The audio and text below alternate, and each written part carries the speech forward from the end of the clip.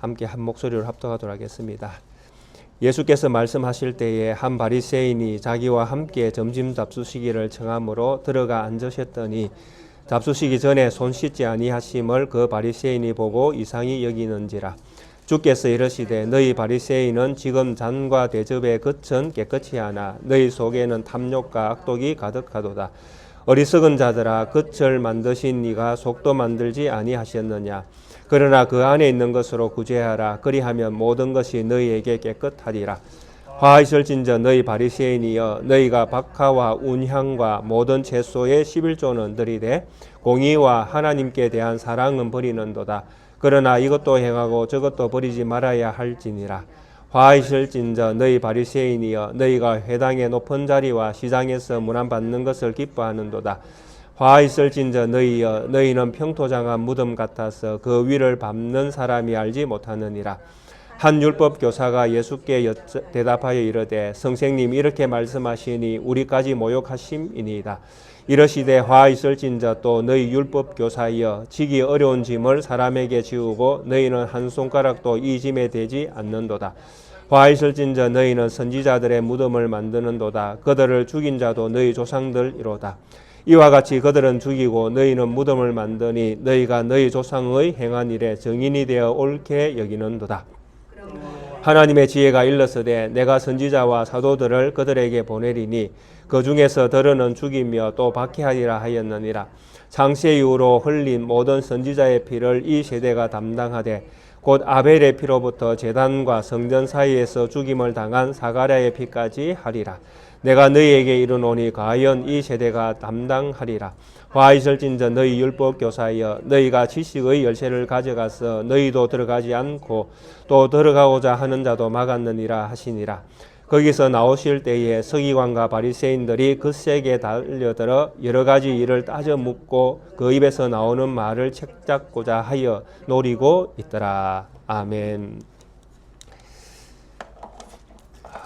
예수님께서 이 세상에 오셨을 때에 예수님을 맞이하는 군정들과 또 그 시대의 대표적인 하나님 나라를 기다리던 사람들의 태도를 통해서 예수님은 이 세대를 악한 세대라고 그렇게 말씀을 하셨습니다. 특히 지난 주간에 우리가 보았던 말씀 가운데는 왜 그들을 향하여 예수님께서 악한 세대라고 그렇게 말씀하셨는가에 대한 이유가 분명히 드러나 있었습니다. 하나님의 나라를 기다리고 있는 민족들의 그 신앙의 어떤 표준이라고 할까, 그런 것들을 가지고 있는 대표적인 사람들의 그 속마음이 끊임없이 예수님을 대한 태도와 닮아 있었다라는 것이죠.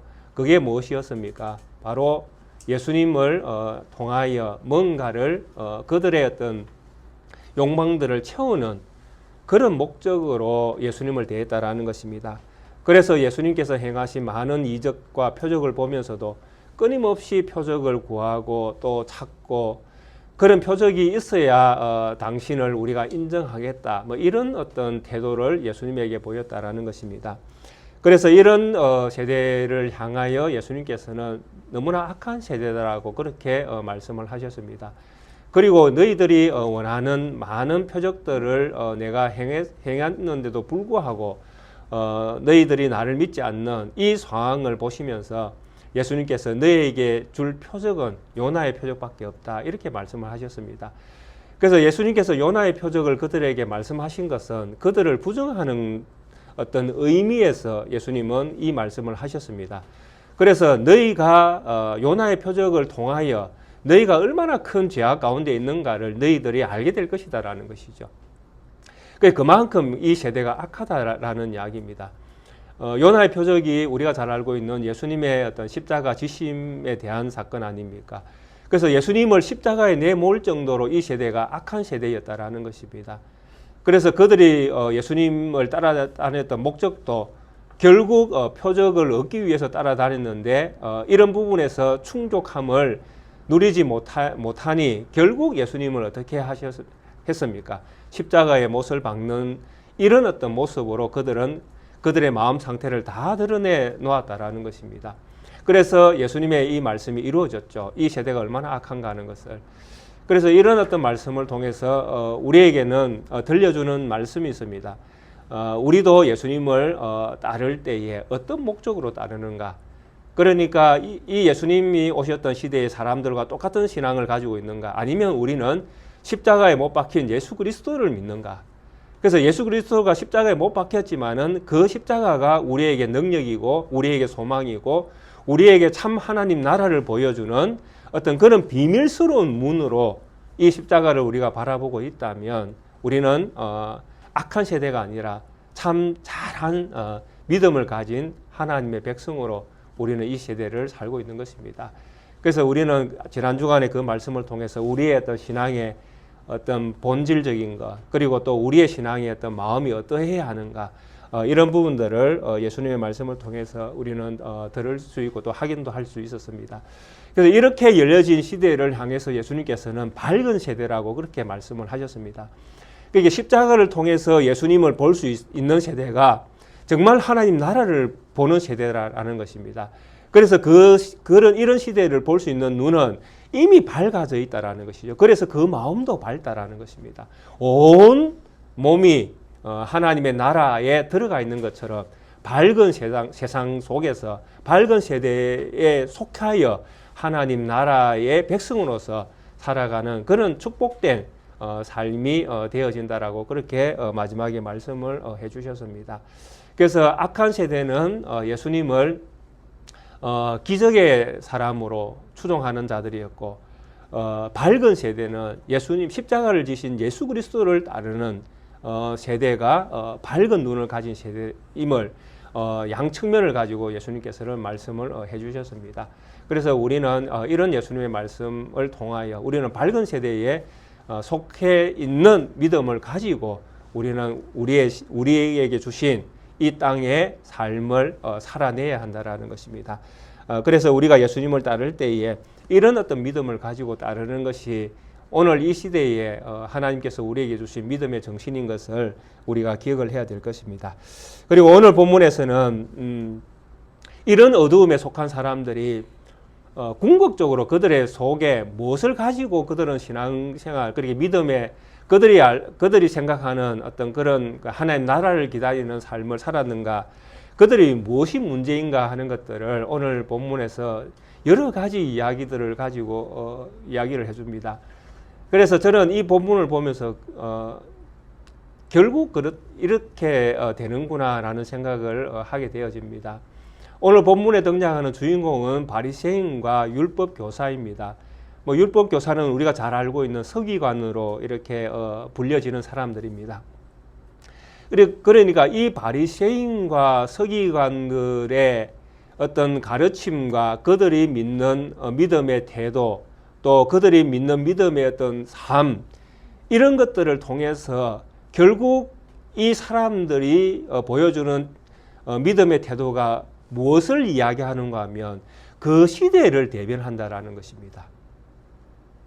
그러니까 예수님이 오셨을 시대에 대표적인 신앙을 가진 계층에 있는 사람들의 신앙을 가지고 그 시대를 살고 있는 보편적인 사람들의 신앙까지 같이 이 사람들이 이런 신앙관을 가지고 이 시대를 살아가고 있구나라고 그렇게 정의를 내릴 수 있다라는 것입니다. 그렇다면 결국 우리에게도 마찬가지죠. 오늘날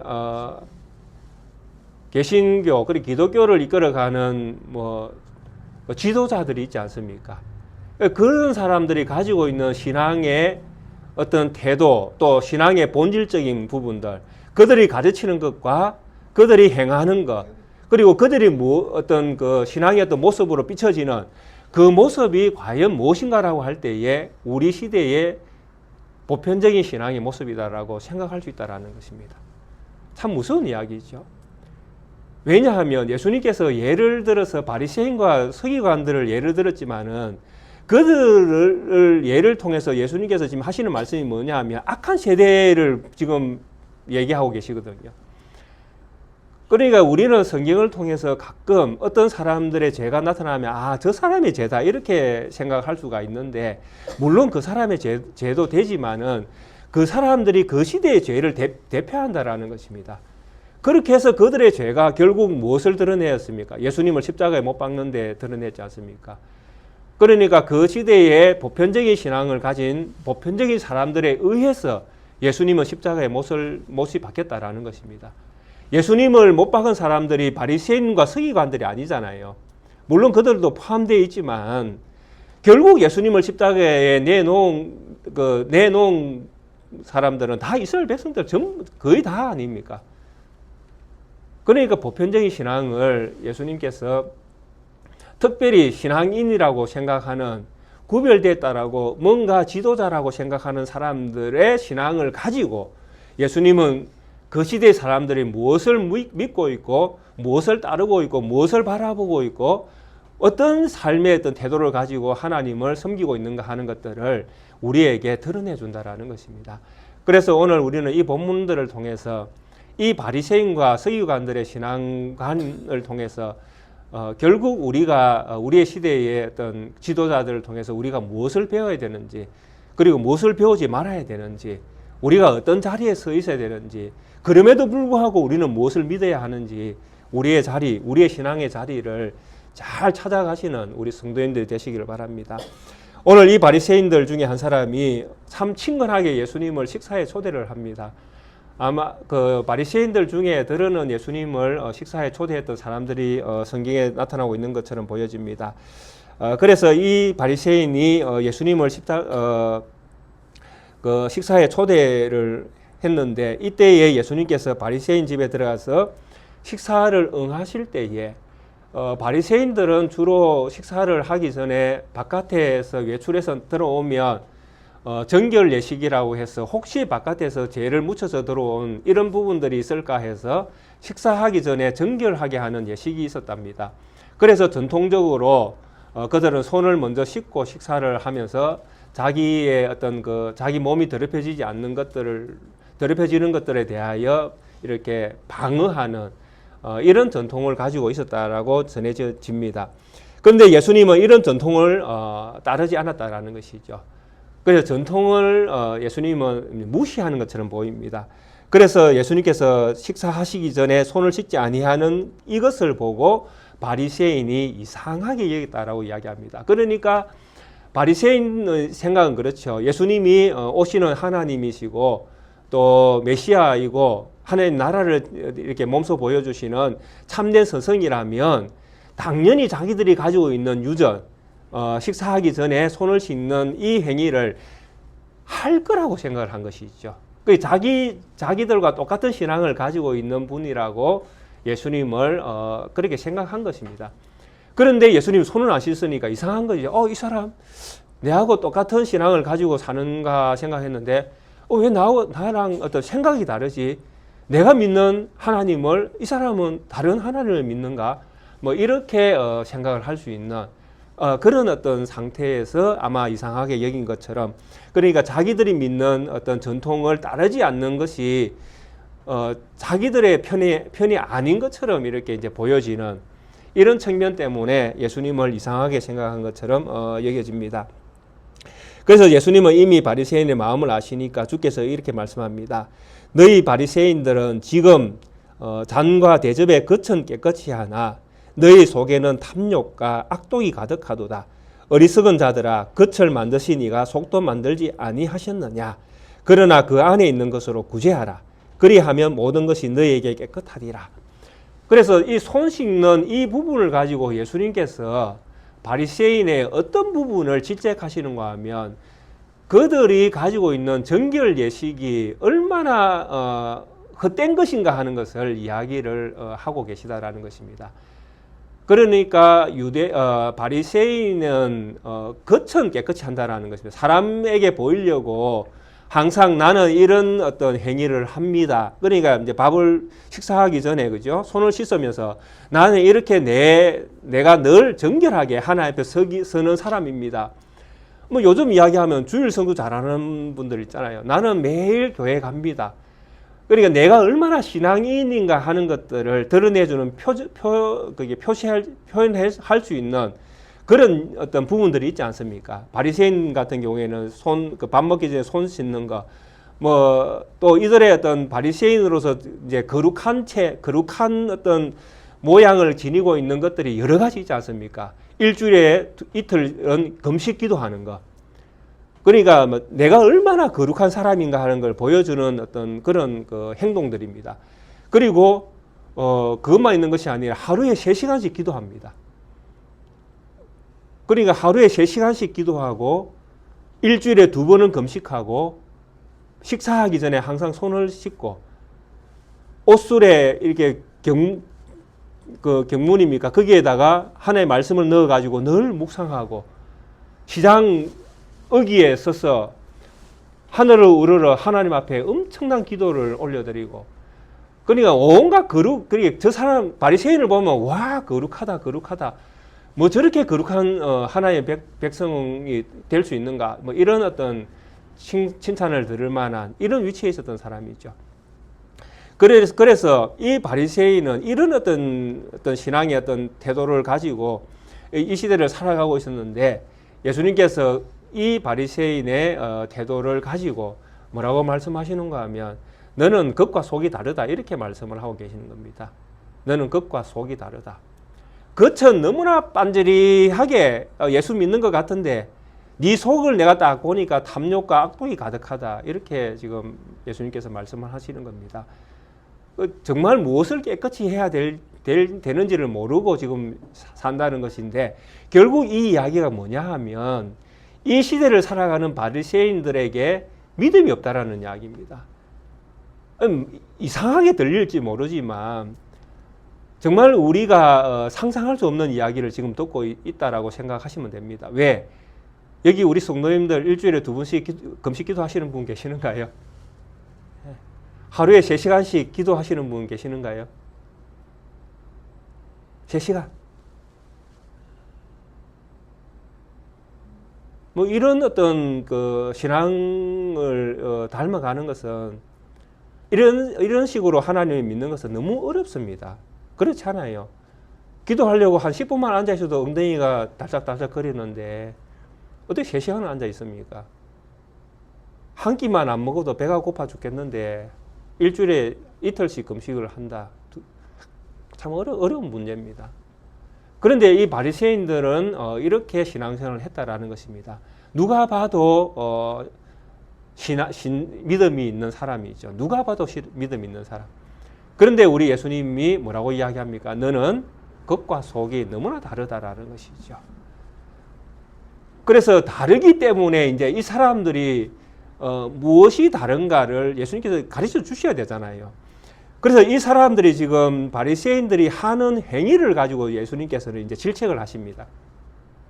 너는 내가 지금 손 안 씻는 거 가지고 바리새인 너희들은 뭐라고 지금 얘기하는데 봐, 너희 입으로 들어가는 그 음식을 담는 그릇, 잔, 대접 그것은 너무나 소중해서 너희가 안과 밖을 열심히 닦고 거기다 음식을 담아서 대접을 하지 않느냐. 그런데 그것이 들어간 너희 속은 내가 보니까 탐욕과 악독으로 가득 차다라는 것입니다. 그 이유가 무엇입니까? 예수님께서 마지막에 하셨던 말씀에 이유가 있죠.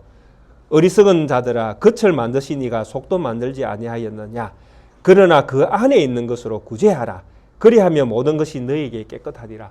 악독과 탐욕이 가득한 이것이 왜 악독과 탐욕으로 가득 찼는가 하면 그들의 배로 들어가는 그 음식을 담았던 그 음식 안에 있는 거잖아요. 속에 있는 거잖아요. 그 음식이 정말 누가 필요한 사람에게 나눠주는 것이 정말 믿음이라고 그 성경은 말씀을 하고 있는데 율법은 가르치고 있는데 그들은 그 속에 들어가는 그것만 깨끗하게 할 뿐이지 그 안에 있는 음식으로는 끊임없이 자기들의 탐욕을 채웠다라는 것이죠. 자기 속을 채웠다라는 것입니다. 그러니까 하나님 율법이 가르쳐주는 긍휼과 자비를 이들은 전혀 몰랐다라는 것입니다. 먹는 음식을 가지고 자기들의 배는 기름지게 채웠다라는 것이죠. 그래서 많이 먹어가도 배도 많이 나오고 살도 찌고 얼굴은 막 윤이 막 기름기가 흘러가 윤이 쫙 흐르면서 뭐 이렇게 외관상 엄청나게 잘 먹은 티가 나는 것이죠. 그런데 그 속에는 그 음식으로 인하여 악독과 탐욕으로 가득 차 있는 상태가 되어버렸다라는 것입니다. 그들은 율법을 그렇게 해석을 한 것이죠. 율법에 있는 하나님의 의, 공의, 사랑, 긍휼, 자비 이런 것들은 전혀 그들의 어떤 그 신앙의 그 신앙인으로서 고려해야 될 가치 있는 것으로 생각하지 않았다라는 것이죠. 그래서 이게 왜 문제냐 하면 이런 사고 방식을 가진 사람들이 종교 지도자들로 서 있었기 때문에 문제가 생긴다라는 것입니다. 지도자들이 이런 생각을 가지고 있으면 그들에게 배우는 백성들은 어떤 생각을 가지고 있겠습니까? 똑같은 생각을 가지고 있죠. 그래서 이 바리새인들이 왜 이런 문제를 많이 일으키고 또 예수님으로부터 왜 이런 많은 질책을 당하는가 하면 바로 그들이 가지고 있는 신앙사고의 방식이, 그러니까 하나님을 믿는다는 사람들이 가지고 있는 율법에 대한 이해가 너무나 하나님과는 달랐다라는 것입니다.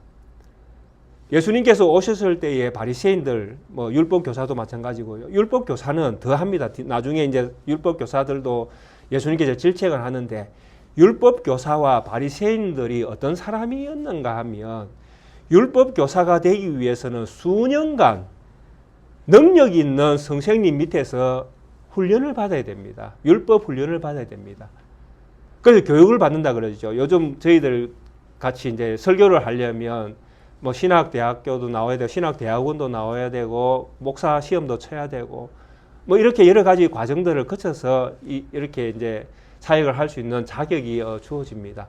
그러니까 율법 교사도 마찬가지입니다. 그런 훈련을 다 겪고 나서 마지막에 안수를 받습니다. 그래서 안수를 받고 서기관으로 봉사하게 되어지죠. 그러면서 율법을 해석하고 율법을 가르치고 이런 어떤 일들을 하는 것입니다.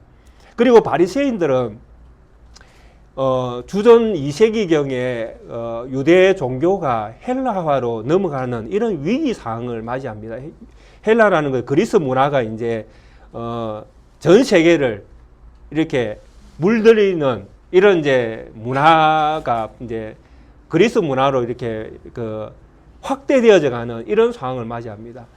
교육이라든지 종교라든지 뭐 정치라든지 이런 데서 이제 헬라 문화가 막 들어오면 엄청나게 혼란스러워지거든요. 유대 종교를 가지고 있는 사람들은 유대 종교에 이방 종교들이 들어오고 이방 교육이 들어오고 이방 문화가 들어오고 이방 문화들 가운데는 엄청난 격투기 같은 이런 우리 믿는 사람들이 따라가서는 안 되는 이런 여러 가지 문화들이 함께 들어오거든요. 이때에 바리새인들이 등장합니다. 유대의 종교를 지키자. 우리의 믿음을 지키자. 이렇게 해서 발생한 사람들이 바리새인들입니다. 엄청나게 하나님을 믿는 믿음의 순수성을 지키기 위해서 등장한 인물들이 바리새인들입니다. 그래서 이 사람들을 가리켜서 불려지는 별칭이 경건한 자다, 의로운 자다, 분리된 자다, 가난한 자다. 하나님의 나라를 하나님께서 세우기 위해서 마지막 때에 스바냐에게 이사야에게 그렇게 말씀하셨던 마지막 날에 남겨진 자들이 바로 이 바리새인들이다. 이렇게 불려졌던 사람들입니다. 엄청나죠? 그러니까 이 바리새인들은 유대에서는 엄청난 그게 신앙인으로서 엄청난 위치에 있었던 사람들이라는 것입니다. 그런데 이 사람들이 뭘 믿었는가 하면 이렇게 유대인들이 가지고 있는 유대교를 지키기 위하여 순수성을 지키기 위하여 발생됐던 이 사람들이 어떤 신앙을 가지고 있었는가 하면 율법에 나오는 죄의 큰 죄, 작은 죄, 뭐 전통 이런 것들을 막 만들어서 큰 죄만 안 지으면 우리는 깨끗하다라고 믿었던 신앙을 가지고 있었다라는 것입니다. 대단하죠. 큰 죄, 613가지라는 큰 죄가 있는데 그것만 안 범하면 우리는 선한 사람이다. 죄가 없는 사람이다. 그래서 성경은 우리에게 뭐라고 이야기합니까? 모든 사람은 죄가 있다라고 이야기하잖아요. 근데 이 사람들은 큰 죄만 안 지으면 죄가 없다라고 똑같은 성경을 가지고 그렇게 해석을 하는 거예요. 그렇게 해서 자기들은 큰 죄를 안 지었기 때문에 선하다고 생각하고, 또 아까 제가 말씀드렸던 것처럼 금식 기도, 11조 열심히 하고 금식 기도하고, 또 하나님의 나라를 기다리는 이런 표적으로 뭐 하루에 3시간씩 기도하고 이런 것들을 열심히 하면 이것이 하나님 앞에 공이 된다라는 것입니다. 공로. 그래서 하나님이 자기가 지은 죄도 어느 정도 이렇게 하나님이 죄 없다라고 만들어주는 이런 어떤 역할을 자기들이 하고 있는 공로로 인정을 받는다라는 것이죠. 뭐 후대에 발생한 알미니안주의 같은 이런 사고방식을 가지고 있었던 사람들이 바리새인입니다. 그러니까 이들은 신앙에 대한 자부심이 대단했다고 볼 수밖에 없습니다. 왜냐하니까 자기들이 하는 이 행위로 자기들이 구원받은 사람이라고 믿었기 때문에 그렇습니다. 엄청나지 않아요? 우리는 예수 그리스도의 능력으로, 예수 그리스도의 공로로, 예수 그리스도를 믿음으로 우리는 구원을 받는다고 생각했는데, 바리새인들은 자기 힘으로 구원을 받을 수 있다라고 생각을 했다라는 것이죠. 이 시대에. 그러니까 자기들의 행위를 엄청나게 자랑을 많이 할 수밖에 없습니다. 나는 일회에 뭐 몇 번을 금식 기도하고, 나는 하루에 몇 시간을 기도하고, 나는 11조를 얼마나 열심히 하나님에 드리는지 아느냐, 나는 밥 먹기 전에 얼마든 식사하기 전에 얼마나 내가 정결하게 내 손을 씻는지 아느냐, 나는 외출에다 들어오면 무조건 발부터 먼저 씻는다. 뭐 자기들이 하는 어떤 그 행위를 엄청나게 자랑했다라는 것이죠. 그런데 예수님이 이런 바리새인과 율법 교사들의 신앙 사고를 예수님께서 이 시대의 신앙관을 예수님께서 딱 알고 계시잖아요. 그래서 예수님께서 말씀하십니다. 너희는 속과 겉이 다르다라는 것이죠. 한마디로 너희는 믿는 자가 아니다라는 이야기입니다. 성경이 뭘 이야기하느냐? 율법이 뭘 이야기하느냐? 율법이 가르치는 가장 기본도 너희는 모르지 않느냐? 어떻게 너희가 스스로 구원을 얻을 수 있다라고 생각하면서 너희의 행위를 그렇게 자랑하느냐 하는 것입니다. 자랑할 게 없습니다. 왜? 너희들이 먹는 그 음식으로 구제하라. 그리고 그것으로 너희들을 깨끗이 하라. 이 이야기에 무엇이 담겨 있는가 하면 구제는 하나님이 너희에게 베푸시는 구원의 은혜다라고 이야기하는 것과 똑같습니다. 왜냐하면 율법이 구제를 이야기하잖아요. 우리는 구제 그러면 뭐 우리가 가지고 있는 것을 이렇게 남에게 베풀어 주는 이런 작은 부분을 우리는 구제라고 이야기하지만 실제로 하나님이 우리에게 베푸시는 구원이 구제라는 것도 우리가 이해를 하셔야 됩니다. 아닌가요? 그러니까 언어라는 것은 어떻게 사용되는가에 따라서 그 의미가 더 확장되어질 수 있다는 것입니다. 언어라는 것은. 그게 언어라는 것이 사용되는 범위들이 있잖아요. 그 범위에서 우리가 받은 구원을 구제라고 표현도 가능하다라는 것이죠. 지금 음식을 가지고 이야기해도 마찬가지입니다. 음식이라는 것은 하나님께 주신 복이잖아요. 약속 성취로 주어지는 것이 음식이잖아요. 이해가 되십니까? 가나안 땅에 들어가야 이스라엘 백성이 먹을 것을 얻을 수 있지 않습니까? 가나안 땅에 들어갔다는 이야기는 하나님의 약속이 이루어졌다는 이야기잖아요. 그래서 하나님 약속이 이루어지는 것은 하나님의 은혜로 이루어지는 것이잖아요. 가나안 땅을 차지하게 되는 것은 이스라엘의 노력으로 되는 것이 아니라 하나님의 전쟁을 통해서 하나님이 가나안 땅을 이스라엘에게 주시는 거잖아요. 그리고 이스라엘은 그 땅을 거저 얻어서 분배받아서 그 땅에서 나오는 소산물을 먹은 거 아닙니까? 그럼 그들이 먹은 건 누가 준 것입니까? 하나님이 주신 것이죠. 그래서 하나님은 너희들에게 하나님께서 그 땅의 소산물을 줄 때에 뭐하라? 나누어 먹어라. 이렇게 말씀하신 거 아닙니까? 성경에 그런 말씀들이 있잖아요. 누구랑 나누어 먹어야 됩니까? 땅을 얻지 못한 레위인과 나누어 먹어라. 땅에 사는 동안에 땅을 가졌다가 땅을 잃어버린 고아들, 가부들, 객들, 그들과 나누어 먹어라. 그것이 하나님이 이 땅을 너에게 주신 이유이고 이 땅을 너희가 어떻게 받았는가를 너희가 알게 되는 신앙의 표준이다라고 이야기하시는 것이죠. 그저 받았으니 그저 나누라라는 것이잖아요.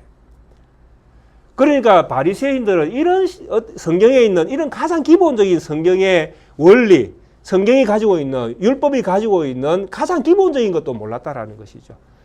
그러니까 그들은 뭐만 했습니까? 자기들이 얻은 걸로 자기들 배만 채웠다라는 것이죠. 그러니까 깨끗할 수가 없잖아요. 깨끗하게 되는 것은 둘째 문제고 더 더러워지죠. 왜? 자기 배만 채웠으니까요.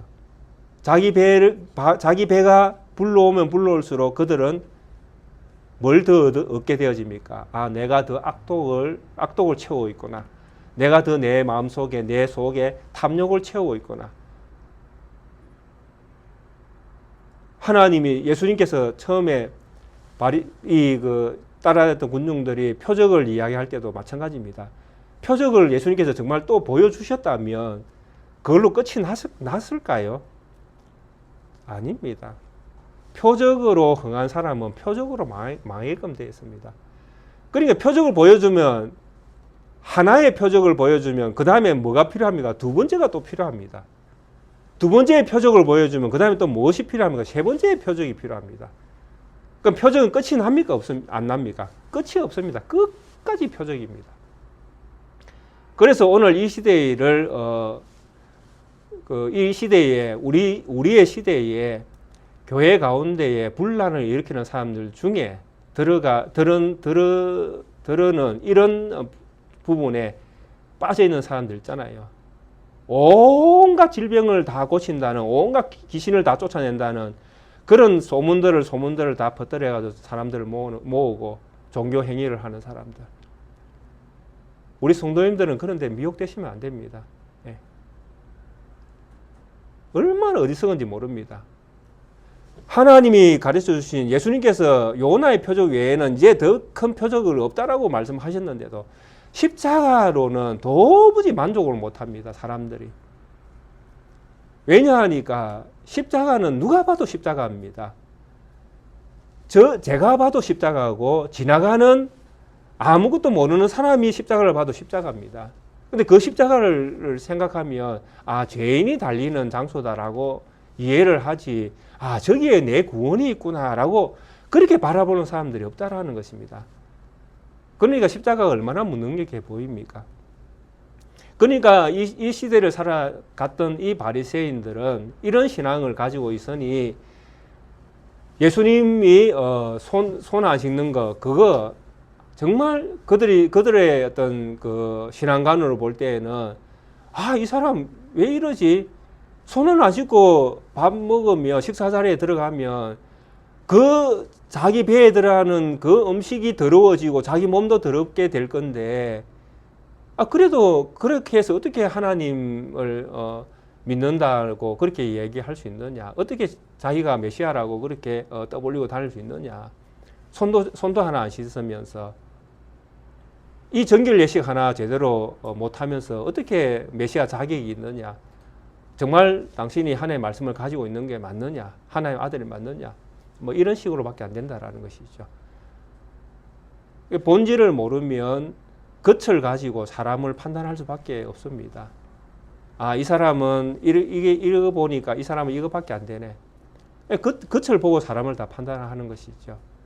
근데 그 속에 탐욕이 있는지 악독으로 가득 찬지 그 겉을 가지고는 판단이 안 되는 것이죠.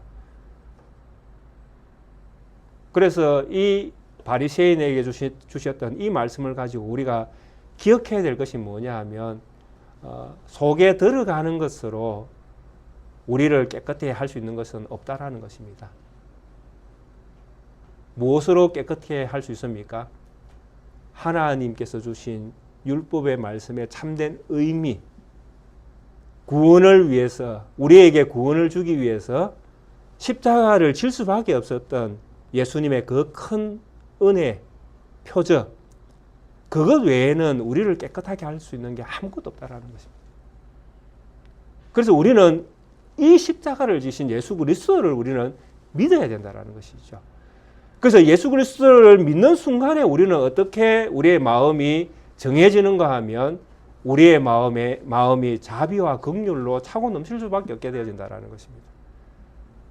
아무 공로도 없는데 내가 십자가의 능력으로 하나님의 자녀가 되는 권세를 얻었으니 내 속에 그 은혜가 차고 넘칠 수밖에 없게 되어진다는 것입니다. 그래서 자비, 구제, 긍휼을 베푸는 이것은 자연스럽게 나에게서 나올 수밖에 없다라는 것이죠. 내가 있으면 줄 수 있다라는 것이죠. 없어서 못 주는 건 할 수 없잖아요. 근데 있으면서 안 주는 것은 죄가 된다라는 것이죠. 안 그런가요? 형제가 궁핍한데 네 내일 오라. 내가 내일 먹을 거 줄게. 그러면 이 형제의 오늘은 누가 책임을 질 겁니까? 그러니까 없었어. 진짜 없어서 뭐 오늘 제가 마음은 원이지만은 우리의 삶이 이래서 우리는 안 되겠습니다 하는 것은 할 수 없잖아요. 근데 그런 것이 아니라 정말 있으면서도 내가 하나님의 마음을 가진 자로서 그 마음을 막아버리면 그건 참된 믿음이 아닐 수 있다라는 것이죠. 예. 그래서 바리새인은 이런 부분에서 엄청난 지금 죄를 가지고 지금 살아가고 있습니다. 그들의 실상이 그렇습니다. 그 다음에 나오는 말씀은 11조가 등장하잖아요. 화이슬진저 너희 바리새인들이여 너희가 박하, 운향 모든 채소의 11조는 들이되 공의와 하나님께 대한 사랑은 버리던도다. 그러나 이것도 행하고 저것도 버리지 말아야 할지니라. 참 이 11조 문제는 엄청나게 예민합니다. 오늘날 우리 개신교 안에서도 11조를 해야 되나 말아야 되냐, 11조를 하려면 어떻게 해야 되냐, 헌금은 어떻게 해야 되냐, 지금도 엄청나게 문제가 생깁니다. 제가 자주 말씀드리지만 우리 성도님들도 혼란스러워할 가능성도 많습니다. 근데 중요한 것은 성경이 말씀하는 11조가 뭔가가 중요하잖아요. 하고 안 하고는 그 다음 문제고. 11조가 도대체 뭐냐 하는 게 가장 중요하잖아요. 11조를 어떻게 우리가 믿음의 유산으로 어떻게 믿음으로 우리가 우리의 마음에 새길 건가 하는 것이 가장 중요하고, 그 다음에 할 건가 말 건가는 본인이 알아서 하시면 됩니다. 신앙이 이제 중요하니까요. 본질이 중요하니까. 근데 이 11조라는 것을 제가 다시 한번 마지막으로 말씀드렸으면 좋겠습니다만, 한번 간단하게 말씀드리겠습니다. 바리새인들은 이 11조를 가지고 어떻게 했는가 하면 자기 자랑으로 삼았습니다. 아까 이야기했듯이 공로. 내가 이만큼 11조를 하니까 나는 천국 백성이다. 천국에 들어갈 거다. 내가 하나님을 이만큼 섬겼으니까 하나님은 나를 천국 백성으로 인정해 줄 것이다. 이런 공로 사상으로 그들은 11조를 했습니다. 그들의 11조가 사람에게 보이기 위함이죠. 그리고 자기 신앙을 자랑하기 위해서 11조를 한 모양입니다. 그런데 성경은 이렇게 이야기합니다. 11조를 가장 먼저 이야기하는 부분은 창세기의 아브라함입니다. 아브라함이 멜기세덱 대제사장에게 11조를 했던 것은 분명합니다. 천지의 주제시요 살아계신 하나님이 모든 능력으로 너를 도와서 네가 전쟁에서 이기게 하셨다. 그래서 네가 얻은 모든 것들은 천지의 주제이신 살아계신 하나님이 너에게 주신 것이다 라고 할 때에 아브라함이 아멘한 겁니다. 맞다. 하나님이 나에게 모든 것들을 주셨고 나에게 이 전쟁을 이길 수 있도록 하나님이 은혜를 베풀어 주셨다. 그래서 이 모든 전쟁의 승리는 하나님의 것이다. 그때에 감사함으로 드렸던 것이 10의 1입니다. 그러니까 이것은 고백이죠. 모든 것들은 하나님의 것입니다라고 고백하는 고백이 담겨져 있는 것이 10분의 1입니다. 그러니까 나에 있는 모든 것들은 누구의 것이다? 하나님의 것이다라는 것이 11조의 기본 정신입니다. 여기에 계시는 우리 모든 성도님, 내가 가지고 있는 이 몸, 내 거다라고 생각을 하고 사시지요. 그러나 우리의 신앙은 어떻게 바뀌어져야 된다? 내 몸도 주님의 것이다라고 바뀌어져야 된다라는 것입니다. 예. 모든 것이 주님의 것입니다. 그러니까 내 몸이 주님의 것이면 내 몸의 행동으로 나오는 모든 소산물도 다 주님의 것입니다. 그래서 우리는 은혜로 사는 것입니다. 이것이 아브라함이 고백했던 11조의 가장 기본 정신입니다. 그리고 이제 500년 뒤에 11조가 다시 생깁니다. 모세 시대 때에 11조가 생기는데 이때에 11조에 대한 개념이 어떻게 정의되는가 하면 하나님이 이스라엘 백성에게 가나안 땅을 주겠다고 약속을 하십니다. 그런데 이스라엘 백성들은 잘 안 믿었죠. 그런데 안 믿음에도 불구하고 하나님은 율법을 통해서 규례를 통해서 법도를 통해서 이스라엘 백성에게 가나안 땅을 주겠다고 약속을 하십니다. 그러면서 하나님이 덧붙입니다. 가나안 땅에 들어가거든 11조를 해라. 가나안 땅에 들어가거든 11조를 해라라는 이야기는 하나님의 약속이 먼저 이루어져야 됩니다. 가나안 땅에 들어가는 것이 성취가 되어야 이스라엘 백성이 11조를 하나님께 드릴 수가 있게 되어지는 것이죠. 그러면 먼저는 무엇입니까? 하나님의 약속이 이루어지는 것이 먼저입니다. 그래서 가나안 땅을 이스라엘 백성이 여호수아의 진도 아래 가나안 땅을 정복해서 얻게 되어집니다. 그리고 땅을 분배합니다. 그러면 이제 이스라엘 백성은 뭘 해야 됩니까? 10분의 1을 하나님 앞에 드려야 됩니다. 근데 이 12분의 1을 드리기 전에 하나님이 또 먼저 말씀하신 것이 있죠. 그게 뭐냐 하면 가나안 땅에 들어가서 10분의 1을 거두거든 너희는 내가 정한 장소에 모여서 함께 그 11조를 가지고 나누어 먹으라. 그런데 그때에 꼭 참여해야 될 사람들이 누군지 아느냐? 레위인들이다.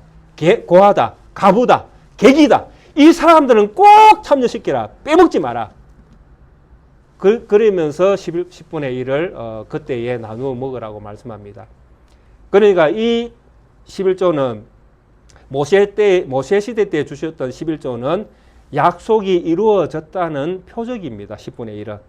하나님의 약속이 이루어져야 10분의 1을 드릴 수 있으니까 이때에 드렸던 10분의 1은 하나님의 약속이 이루어졌음을 보여주는 표적입니다.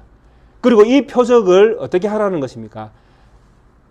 함께 참여한 모든 공동체가 다 이 기쁨에 하나님의 약속이 이루어진 것에 대한 기쁨에 참여해서 함께 나누라라는 것이 10분의 1의 가장 기본적인 정신에 담겨져 있습니다. 그래서 10분의 1은 하나님의 약속이 성취되는 것과 그것을 모든 백성들이 함께 은혜에 참여하고 있음을 보여주는 표적입니다. 10분의 1은요. 그러니까 우리가 생각하는 의무사항과는 완전 다르죠. 처음에 주셨던 10분의 1의 개념은요. 근데 이것이 이제 그 법으로 제도화되어지면서 이제 한국 교회는 10분의 1은 무조건 하나님의 것이니까 무조건 드려야 된다. 법으로 만들어 버렸죠. 법제화 시켜 버린 것이죠. 처음엔 법이 아니었습니다. 하나님의 약속 성취를 믿느냐 안 믿느냐의 문제였죠. 하나님이 가나안 땅을 이스라엘 백성에게 주신 것은 약속이잖아요. 그러면 하나님이 가나안 땅을 우리에게 주셨습니다라고 믿으면 하나님 앞에 감사함으로 10분의 1을 내겠죠. 그런데 안 믿으면 어떻게 하겠습니까? 10분의 1을 안 내겠죠. 하나님이 주긴 뭘 줘. 내가 싸워서 이겼는데 여호수아하고 우리가 합심해서 얼마나 고생을 하면서 우리가 전쟁을 치러가지고 딴 땅인데 어떻게 하나님이 우리 줬다고 그렇게 말씀하시냐. 이러면 이제 문제가 달라지죠. 근데 그럼에도 불구하고 하나님 약속이 이루어졌다고 믿을 때에 10분의 1을 하나님께 내어드리게 되어지는 것입니다. 그래서 이런 어떤 것들은 하나님의 약속이 다 이루어졌으니까 모든 공동체가 하나님의 약속의 성취 때문에 함께 기뻐하고 즐거워 감사하고 이것이 보편적인 어떤 그 신앙의 모습입니다.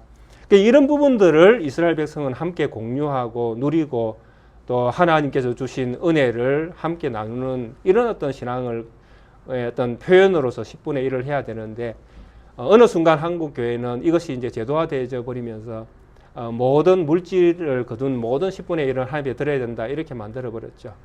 그러니까 물질만 드리면 되는 것입니까? 모든 것들이 하나님의 것이면 모든 시간도 10분의 1을 드려야 되고 뭐 우리가 10분의 1 드려야 될 게 한두 가지가 아니죠. 그러면 법제화 시킬 것 같으면 모든 영역에서 다 법제화 시켜야 된다는 것입니다. 그런데 유독 뭐 시간의 10분의 1 뭐 이런 이야기는 안 하잖아요. 해도 뭐 법제화시키고 이렇게는 안 하지 않습니까? 꼭 법제화시킨 건 뭐만 법제화시켜 놨습니까? 돈만 법제화시켜 놨다라는 것이죠. 굳이 돈만 10분의 1을 내라고 그렇게 강제시켜 놨다라는 것이죠. 다른 부분은 왜 10분의 1을 안 하는가요? 해야 되죠. 만약에 이것이 진짜 우리의 의무라면. 근데 기본 정신은 원래 그렇지 않았다라는 것입니다. 근데 이 바리새인들은 이 10분의 1을 하면서 끊임없이 자기 공로를 내세웠다. 그래서 이것이 어디에 나타나는가 하면 오늘날 한국 교회도 나타난다라는 것이죠. 10분의 1을 하면 잘하는 믿음 있는 성도, 10분의 1을 안 하면 믿음 없는 성도. 아이고 니는 뭐 10분의 1도 안 하나 11조도 안 하냐 이런 어떤 판단을 많이 하잖아요. 10분의 1을 많이 하는 사람은 더 많이 하는 사람은 믿음이 좋은 사람이고, 적게 하고 더 적게 하고 안 하는 사람은 믿음이 없는 사람이고, 끊임없이 우리는 이런 부분들을 가지고 신앙과 안 신앙이 없는가, 신앙이 있는 건가, 이런 구분들을 우리는 끊임없이 짓는다라는 것입니다. 속에 들어가는 것과 그 속이 무엇으로 가득 차 있는가를 묻지 않는 것이죠. 우리 성도님들은 외형적인 것들을 가지고 우리 성도님들을 판단하지 마십시오. 우리 성도님들은 외적인 부분들을 통하여 내가 믿음이 있다라고 증명하려고 하지 마십시오. 우리 성도님들은 내면을 깨끗하게 하십시오. 이 속에 진리의 말씀으로 가득 차면 우리 성도님들은 제가 말 안 해도 진리를 따라 살 것입니다. 안 그런가요? 제가 여기에 서서 진리를 따라 사십시오. 이게 진리입니다. 이렇게 해야 됩니다. 라고 해서 우리 성도님들이 그렇게 살아갑니까? 아니잖아요. 제가 가르친 말씀이 믿어질 때에 그 믿어진 말씀이 믿어지니까 스스로 살아가시는 거잖아요. 그게 믿음 아닙니까? 그러니까 믿음이라는 것은 외적으로 내가 표현할 수 있는 부분들은 오히려 적습니다. 오히려 내면적으로 우리 성도님들이 진리의 말씀을 채울 때에 이 진리라는 것은 잔잔하면서도 꾸준하면서도 올곧게 믿음의 길을 걸어갑니다. 이해가 되시는가요? 예. 뭔가 막 삐까뻔쩍하게 뭔가 신앙이라는 게 팍 튀어나오고 막 뭐 휘황찬란한 이런 것들이 나타나는 것이 진짜가 아니라요. 정말 참 신앙은요, 내 내면이 너무나 단단하니까요. 이 내면에 있는 것들이 물 흐르듯이 싹 스며들어가지고 내 삶을 싹 채우는데 별로 안 나타나요. 그런데 그게 꾸준하게 진리를 따라 나아간다니까요. 거기에 무엇이 생깁니까? 참된 힘이, 참된 능력이 나타나는 것입니다. 이런 믿음을 가져야 진짜 아니겠습니까? 그래서 오늘은 참 이게 본문이 참 어려운 본문이다 보니까 제가 이게 준비한 것들을 다 해낼 수가 없습니다. 오늘 여기까지 하겠습니다. 하여튼 우리 성도님들은 겉을 채우는 분들이 아니라 속을 하나님의 말씀으로 채우시고, 그 우리 모든 성도님들을 대할 때 외형적인 부분들을 가지고 신앙을 판단하지 마시고 항상 그 속에 있는, 그리고 그 속에 있는 진리를 가지고 말씀에 묻어나는 그런 잔잔한 가운데에 진리를 쫓아 살아가는 이런 영향력을 끼치는 성도님들이 참 성도님인 줄 인정하시면서 이런 믿음을 가지고 우리의 시대에 믿음의 사람으로 살아갈 수 있기를 바랍니다. 우리 시대가 너무 어렵습니다. 제가 볼 때에도 바리새인과 율법 교사들처럼 하나님의 교회를 어지럽히는 사람들이 너무 많습니다. 이런 시대에 우리 성도님들은 진짜 남겨진 성도님들이 되어 정말 하나님께서 기뻐하시는 믿음의 길을 걸어갈 수 있는 이 시대에 하나님 백성들이 되어 남겨진 자로서의 복을 받는 우리 성도님들이 되시기를 주의 이름으로 축원드리겠습니다. 함께 찬송가 453장 함께 찬양 드리시겠습니다. 사랑과 은혜가 풍성하신 자비로우신 하나님 아버지, 예수님 시대에 살았던 바리새인과 율법 교사들은 그들은 겉은 깨끗이 하나 속은 하나의 말씀과는 상관없이 살아갔던 사람인 것을 성경은 말씀하시며 우리의 교훈을 주십니다. 하나님의 말씀을 바르게 이해하지 못할 때에 그 바르게 이해하지 못한 말씀이 그 삶을 종교인으로 타락시킬 수밖에 없으며 그의 외적인 부분에만 그의 신앙을 담으려고 외식적인 사람으로 변모되어질 수밖에 없음을 이 말씀을 통해서 우리에게 교훈하십니다. 오늘 이 시대의 한국 교회는 어떤 모습으로 하나님을 섬겨가고 있는지 우리 자신이 먼저 하나님 앞에 회개할 수 있는 은혜를 베풀어 주옵소서.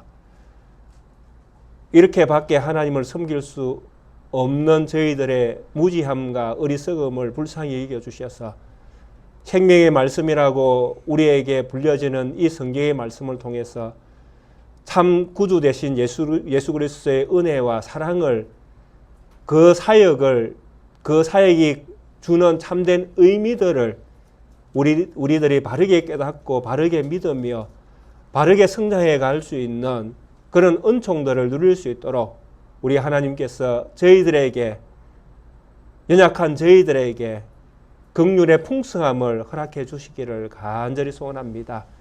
그래서 저희들의 속 사람들이 깨끗하여질 수 있는 은혜를 주시고 그 은혜로 말미암아 우리의 세대에 남겨진 그리스도인으로 하나님 앞에서 성실히 주님만을 섬기는 자로 살아가는 저희들의 믿음 걸음 되어줄 수 있도록 우리 하나님 은총 베풀어 주시기를 원합니다. 특별히 이 시간 기도합니다. 주의 몸된 교회에 하나님께서 은혜를 다하여 주시려고 연약한 지체들을 허락해 주셨습니다. 그래서 함께 교회가 기도할 수 있는 힘을 얻게 하여 주시고 기도할 때임을 깨닫게 하여 주셔서 함께 몸과 마음과 정성으로 기도할 수 있는 은총을 허락해 주심도 감사합니다. 하나님, 주재만 장로님, 우리 강봉년 사모님, 정달수 집사님, 김현주 집사님 참 연약한 지체들입니다. 하나님 은혜를 베풀어 주옵소서. 주의 긍휼과 자비로 붙들어 주옵소서. 하나님의 사랑이 우리 가운데에 나타날 수 있도록 우리 하나님 은총 베풀어 주옵소서. 치료의 강선들을 허락해 주시기를 원합니다. 각자에게 가장 어울리는 은혜를 우리 하나님께서 베풀어 주시기를 원합니다. 특별히 장로님 여러 수고의 흔적들 남기며 치료의 시간들을 보냅니다. 하나님 고통과 견딤의 아픔 또 여러 가지 육체에 허락지 아니하는 회복의 순간들 참 여러 가지 과정들 속에서 이전에 경험하지 못했던 많은 부분들을 경험하며 주의 은혜를 사모하는 중에 이 시간들을 지나가고 있습니다. 하나님 다시 한번 기도합니다. 주의 자비와 긍휼로 장로님을 붙들어 주옵소서. 회복의 역사를 일으켜 주옵소서. 감당할 수 있는 힘을 허락해 주옵소서. 그래서 하나님께서 주신 은혜라 여기며 이 시간들을 견뎌낼 때에 주시는 큰 복을 이 시간들을 통하여 받아 하나님 앞에 영광 올려드리는 장로님의 신앙 믿음 되어줄 수 있도록 우리 하나님 은혜 주시기를 원합니다. 함께 기도하는 교회를 불쌍히 이겨주시고 함께 그 시간을 이겨내는 가족들에게도 주의 은혜와 긍휼이 함께해 주셔서 함께 그 은혜의 시간들을 견디며 감사하며 또 서로 섬기며 그 순간들을 견뎌내는 또 하나님의 은혜를 경험하는 그런 시간들을 보낼 수 있도록 우리 하나님 축복해 주옵소서. 한 주간 우리 세상으로 나가는 성도님들의 걸음 지켜 주옵소서. 어디로 가서 무엇을 하며 누구를 만날지라도 주의 은혜를 전하며 주의 사람인 것을 잊지 아니하며 거룩한 하나님의 백성으로서의 삶을 살아내는 한 주간 되어줄 수 있도록 우리 하나님 복 내려주시기를 원합니다. 또 특별히 이 작은 교회를 위해서 기도하고 있는 또 물질로 봉사하고 있는 성도님들 계십니다. 장건사님, 김집사님, 강집사님, 구집사님, 박집사님, 또 표집사님 참 우리의 마음으로만 감사를 표할 수밖에 없는 여러 수고로 교회를 섬겨주시는 분들 계십니다. 하나님, 저희들이 감당할 수 없는 은혜를 저희들에게 주셨으니 주님이 갚아 주옵소서. 주님이 그분들의 모든 삶을 주장하여 주시고 나가도 들어가도 모든 사업과 사역과 가정과 교회가 복을 받는 자리가 되어줄 수 있도록 그 모든 분들의 삶에 주님이 은혜를 더하여 주옵소서. 우리에게 오늘 주신 하나님 감사합니다. 늘 하나님 앞에서 믿음으로 정직한 삶을 살아낼 수 있는 우리 모든 성도님들 다 되어지게 주님 은혜 베풀어 주옵소서. 감사드리며 거룩하신 우리 구주 예수 그리스도의 이름으로 기도드리옵나이다. 아멘.